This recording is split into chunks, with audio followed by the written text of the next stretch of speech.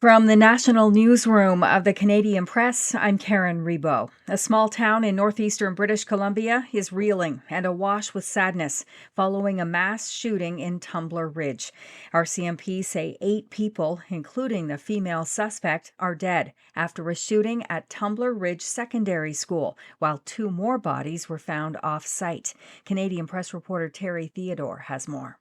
RCMP Superintendent Ken Floyd says police encountered a dramatic scene at Tumbler Ridge Secondary School when they entered the building. 6 dead, along with the shooter, while 1 more person from the school died on the way to hospital.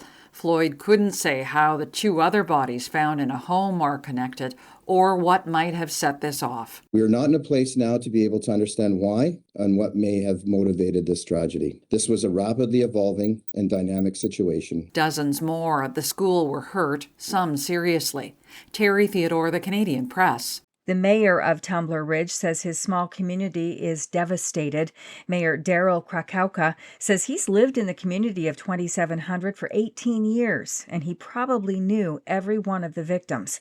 He said when he found out about the deaths, he broke down.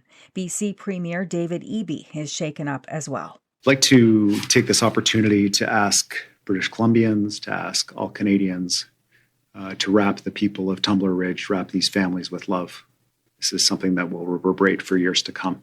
Police say the lone suspect died by suicide at the school. Prime Minister Mark Carney called the shootings in Tumbler Ridge horrific, and he joins Canadians in their grief. He also said he's grateful for the courage and selflessness of the first responders who risked their lives to protect their fellow citizens.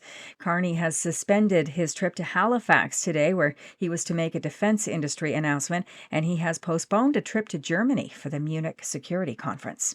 A Montreal man has been arrested in New Jersey over his alleged link to former Canadian Olympian and accused drug kingpin Ryan Wedding. The FBI says 35-year-old Tommy DeMorizzi was taken into custody yesterday at Newark International Airport. He faces charges including conspiracy to distribute and export cocaine, conspiracy to commit murder, and conspiracy to tamper with a witness. Several other Canadians have been arrested as part of the massive probe into Wedding. Wedding himself was arrested in Mexico last month after a years-long manhunt. A person has been detained for questioning in the disappearance of Today Show co-anchor Savannah Guthrie's mother, Nancy, in Arizona. The Pima County Sheriff's Department said deputies detained someone last night during a traffic stop south of Tucson. The department and the FBI's evidence response team was also conducting a court-authorized search about an hour south of Tucson. This is the Canadian Press. In sports, at the Milan Cortina Olympics, Canada will have its sights set on multiple podium finishes today and a potential storybook ending brewing in figure skating. Piper Gillis and Paul Poirier enter the free dance portion of the competition in 3rd place after Monday's rhythm dance portion, and it could be their final competitive skate. In men's curling action, Brad Jacobs' rink opens play against Germany in the round robin, and freestyle skier Maya Schwinghammer makes her debut in the women's moguls final.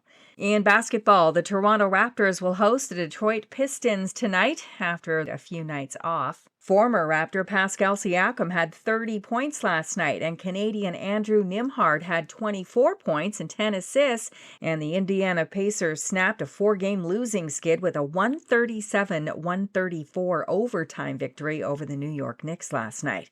From the Canadian Press, I'm Karen Rebo. Thanks for listening. Don't forget to follow and subscribe. For more of today's top stories, visit thecanadianpressnews.ca.